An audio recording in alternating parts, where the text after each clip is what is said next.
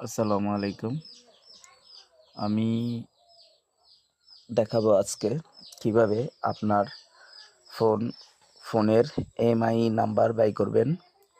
আর কিভাবে আপনি জানবেন যে কিভাবে আপনার এটা অফিসিয়াল কিনা চেক করে দেখাচ্ছি এখনই। পাশে থাকুন। সর্বপ্রথম আপনার ডায়াল পেটে যাবেন। Star hash 06 hash. এখন আপনার এমআই নাম্বার উঠে যাবে। তারপর একটাকে আপনি চিপ করে ধরবেন, ধরে কপি করে চলে আসবেন মেসেজ অপশনে। এখানে ডায়াল করবেন, মানে টাইপ করবেন 160002 এই নাম্বার। তারপর এখানে লিখে দিবেন,